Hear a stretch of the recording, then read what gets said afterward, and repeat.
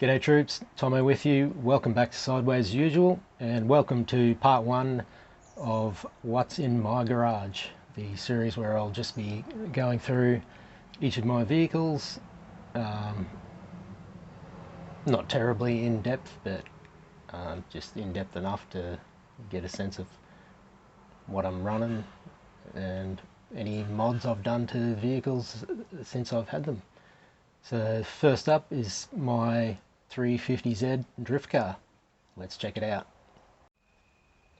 Alright, here's the 350Z on the bench. I've been working on guitar effects pedals lately, so the bench is a bit cluttered with that gear, but it's made a bit of room to get the chassis stand up. So this body I got with the original purchase of, I think it was pretty much four whole cars. This was a drift four-wheel drive car, four-wheel drive chassis. The previous owner actually did comps and stuff and had this body custom painted, and it's freaking cool, so I'm keeping it.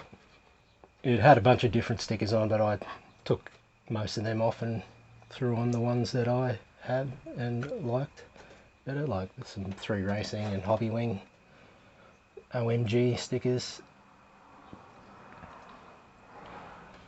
So it's pretty nicely done body with that sort of holographic green skulls.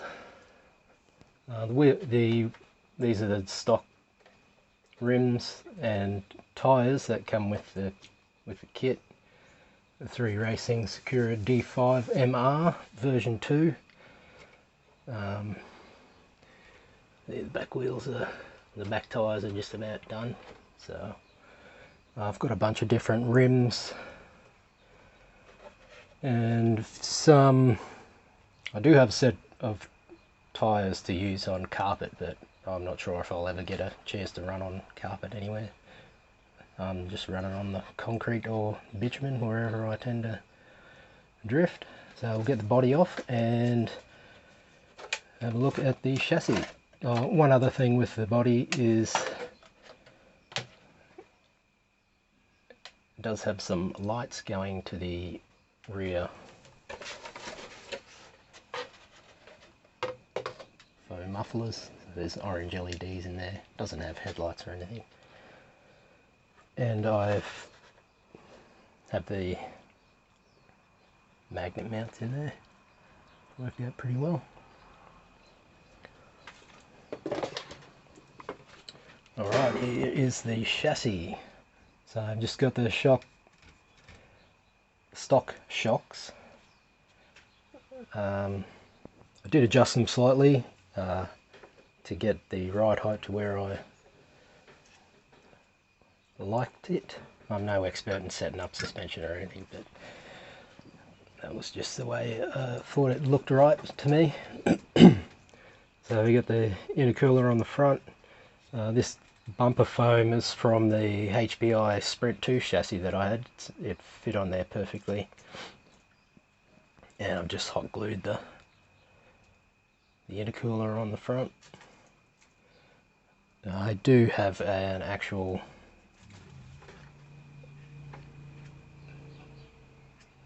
the proper bumper to go in there, but if that one ever gets ripped off or whatever, I can replace it. For servo, I'm running the Rev D RSST.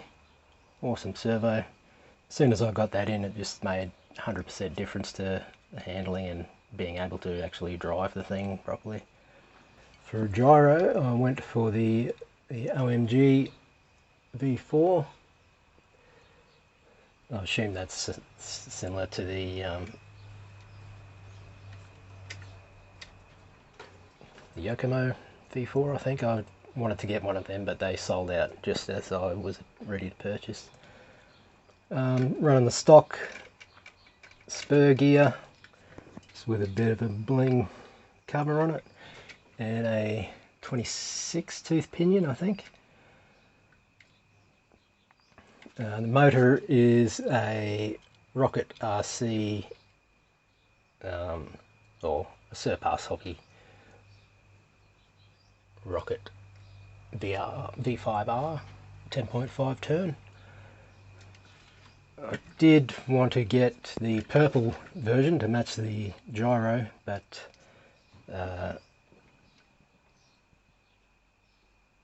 in the end they didn't have any, or couldn't get any purple in the 10.5, and initially when they sent out the correct coloured motor, it was the wrong spec, which probably would have been fine for me just starting out, but most people want to get what they actually ordered, so I asked them to send me a return shipping label, and eventually it took like 9 weeks or something before I actually contacted them and said, what's the go, mate, can you get purple motors? And he was like, oh sorry dude, I thought we'd finalise this.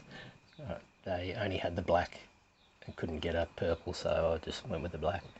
And it's a pretty cool motor. I've adjusted the timing up on the end. It seems to handle the revs really well. It's like a super smooth motor. I do have it's in the box at the moment. While I was waiting for the Surpass Hobby Rocket motor, I bought an Oniseki 10.5 turn, which was pretty cool. I've still got that, so I might get that into another drift chassis sometime in the future. For the ESC is the Hobbywing XR Run, Hobbywing XE Run XR10 stock spec. Yeah, that's awesome adjustability. I have the over-the-air programmer to set it up really easy.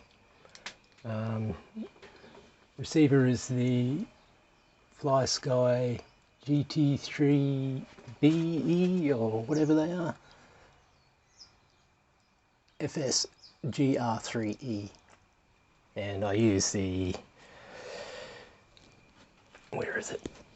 Yeah, use the Fly Sky GT3C transmitter.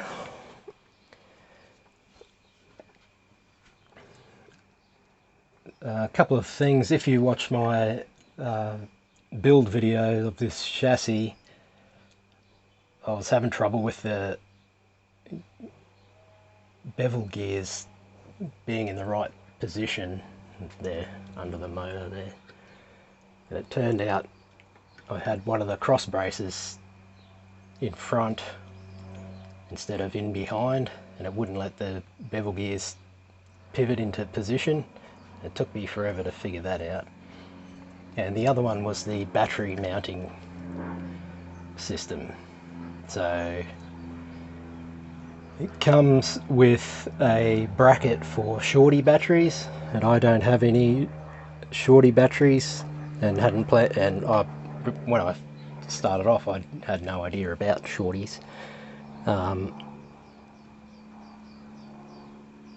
And I'm sure on the box or in the book it says it says about multiple battery mounting, and I, for the life of me, couldn't find anything other than the shorty frame. So I went ahead and made my own battery frame out of a bit of carbon fibre look Kydex or thermoplastic. Did make one out of aluminium, but a few times when I bumped into stuff, it just kept bending and breaking off there where the nut was going through. So then I made one out of the Kydex, and the one in there is the second one I made. That was the first one to snap the end off there, I think.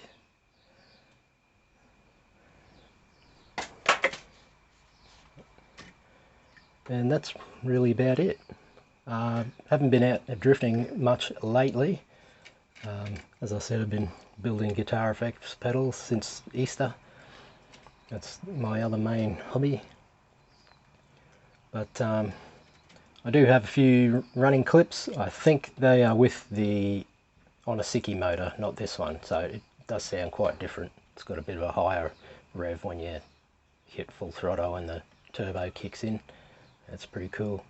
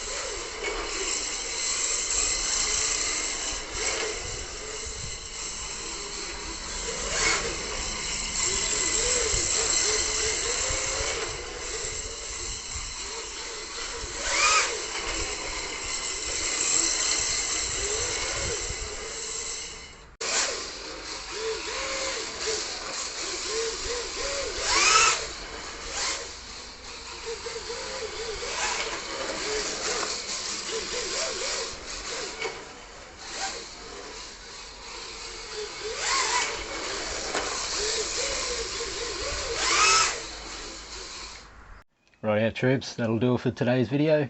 Stay tuned next week for part 2 of What's in My Garage. See ya.